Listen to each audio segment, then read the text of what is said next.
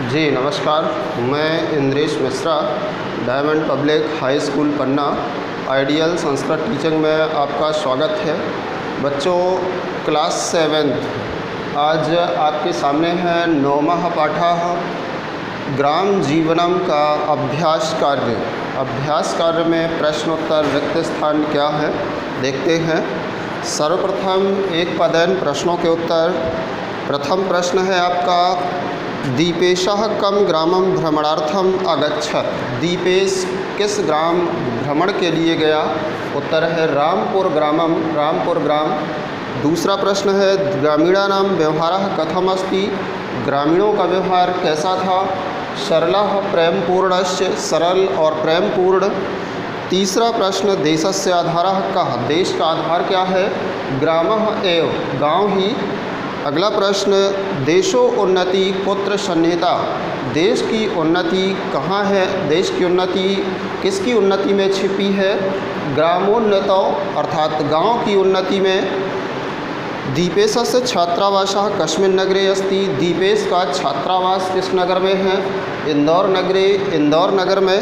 इसके पश्चात एक वाक्यन उत्तरम लिखत। प्रथम प्रश्न है इसका, ग्रामम परितः किम किम अस्ति। गांव के चारों ओर क्या क्या है? उत्तर है, ग्रामम परितः कृषि भूमि, गोचारण भूमि, विभिन्न वृक्षाश्च सन्ति। गांव के चारों ओर कृषि भूमि, गोचारण भूमि और विभिन्न वृक्ष हैं। दूसरा प्रश्न, ग्रामे के पशवः सन्ति। गांव में कौन कौन से पशु हैं? ग्रामे धेनवः, महिष्यः, बलिवर्दादयः बहवः पशवः सन्ति। अर्थात ग्राम में गाय, भैंस, बैल इत्यादि अनेक पशु हैं। झिरी ग्रामस्य महद वैशिष्ट्यम किम। झिरी ग्राम की जो विशेषता है वह क्या है? झिरी ग्रामस्य महद वैशिष्ट्यम यत् प्रायः सर्वे जनाः संस्कृतेन एव भाषन्ते। झिरी ग्राम की महान विशेषता ये है कि प्रायः लोग वहाँ संस्कृत में बात करते हैं। हट्टे विक्रेतारः किम किम विक्रीडन्ति। बाज़ार में लोग क्या क्या बेचते हैं? व्यापारी क्या क्या बेचते हैं बाज़ार में? हट्टे विक्रेतारः नित्योपयोगी वस्तूनि, हस्तशिल्पकला वस्तूनि, गोधूम, चड़क आदि खाद्य वस्तूनि विक्रीडन्ति। बाज़ार में व्यापारी नित्य उपयोगी वस्तुएं, हस्तशिल्प कला की वस्तुएं, गेहूँ, चना इत्यादि खाद्य वस्तुओं को बेचते हैं। कृषकाः कथम कृषि कर्म कुर्वन्ति। किसान कृषि कार्य कैसे करते हैं? कृषकाः तापम शीतम वृष्टिम च सहित्वा कृषि कर्म कुर्वन्ति। किसान गर्मी, वर्षा और ठंडी सह करके कृषि कार्य करते हैं। इसके पश्चात तीसरा प्रश्न, रेखांकित पदों के आधार पर प्रश्न निर्माण करो। प्रत्येक पाठ में जिस तरह से आप करते आए हो, जो शब्द अंडरलाइन होता है उसको हटाकर वहाँ प्रश्नवाचक शब्द लिखते हैं और अंत में वाक्य के क्वेश्चन मार्क लगाते हैं। तो प्रथम में लिखना है आपको छात्रावासे के स्थान पे कुत्र, खा नंबर में भगिन्या के स्थान पे लिखना है कस्याः, ग में ग्रामम के सामने लिखना ग्रामम के स्थान पे किम, और चौथे में ग्राम के स्थान पे किम, और पाँचवें में लिखना है तय के स्थान पे कैह।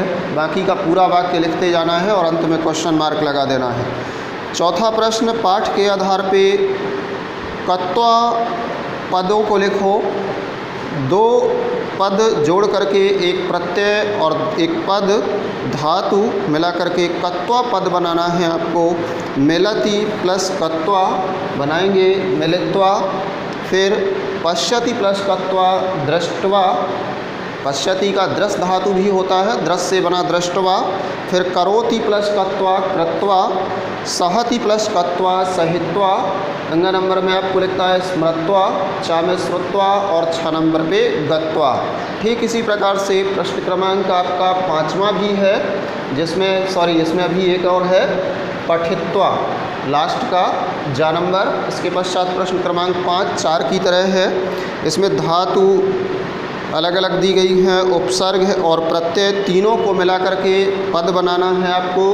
तो पहला बनाएंगे क नंबर पे उत्थाय, खा पे विक्रिय, ग नंबर पे स्वीकृत्य, घ नंबर में प्रक्षाल्य, इंग नंबर पे विचिन्त्य, चा में विज्ञाय, छ में विलिख्य, जा में उपकृत्य और झ नंबर पे आगत्य।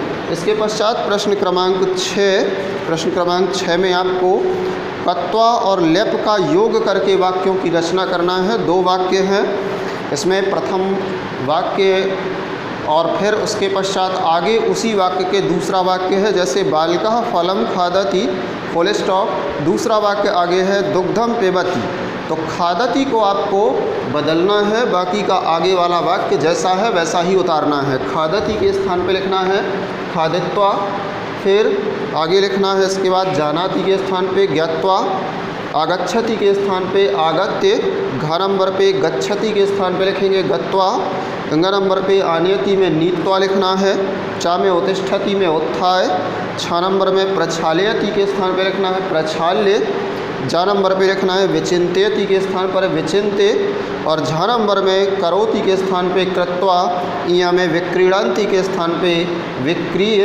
इसके पश्चात आएगा प्रश्न क्रमांक 7, भिन्न प्राकृतिक पदम चिनुत। अलग एक शब्द है, बाकी के वाक्य सभी बाकी के शब्द एक जैसे हैं। गत्वा, पठित्वा, भूत्वा, हसित्वा और पठितुम। इसमें पठितुम अलग है, तुमुन धातु है, बाकी में सभी में तुमुन प्रत्यय है और बाकी सभी में कत्वा प्रत्यय है। दुखा नंबर में आपको अलग निकाल के लिखना है रोटी का, गा नंबर पे शिक्षिका और घ नंबर पे मत्स्या। इस प्रकार से आपका ये 7वें पाठ का अभ्यास कार्य, 9वें पाठ का अभ्यास कार्य था ग्राम जीवनम का। अगले दिन आपको 10वां पाठ महर्षि पाणिनि, इसका हिंदी अनुवाद पढ़ाया जाएगा। आज के लिए इतना ही, कल मिलते हैं, धन्यवाद।